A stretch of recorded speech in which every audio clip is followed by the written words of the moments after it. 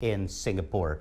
They say you should fight fire with fire, and now scientists in Australia are doing exactly that. Up until now, firefighters have used water bombs and fire breaks, but now researchers at the University of New South Wales are developing new technology that uses explosives to stop bushfires raging out of control. The idea is that the shockwave and rush of air that the explosion creates could stop the fires from burning. You can see here the many different areas across the world which are affected by seasonal bushfires. It's hoped that if it is successful, this research would help fight wildfires across the globe.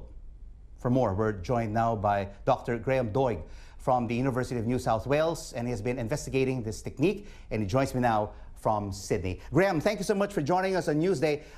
First of all, can you tell us, how did you discover this new technology?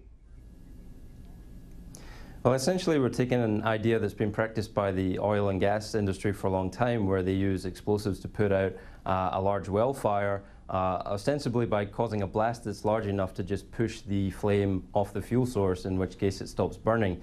Now, that's been very successful and a kind of overkill way of blowing out a candle. What hasn't been really understood that well, at least in the public domain until now, is the actual mechanisms at work and whether that can be applied to a very different fire scenario like a bushfire. So for instance, how many explosives would you need? What kind of distance from the fire? What is the range of effectiveness? These are the things that haven't been looked at so far, and that's where we've been directing our efforts. So how far are you and your team right now in the research process? And do you feel that maybe in a few years' time this could be applied to the bushfires in Australia? We're certainly hoping that it can be applied. We're not saying that it's going to be a magic bullet for every scenario, and certainly the feasibility, the logistics and everything are things that we still have to consider. We're now at the stage, though, where we understand pretty much what's happening in the physical sense, and we now need to scale that up to something that's a bit more realistic of a large-scale bushfire. What we're hoping, as well as pushing the flame off the fuel source, is that it'll also knock a lot of the dry, loose material to the ground. And when that material's on the ground, it's moving a lot more slowly than when a fire's up in the treetops.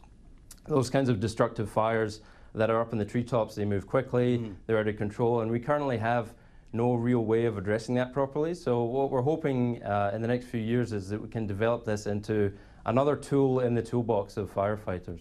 And maybe in a few years' time, this could be used commercially and by firefighters in Australia and around the world. But what type of materials do you use for this new technology, Mr. Doig?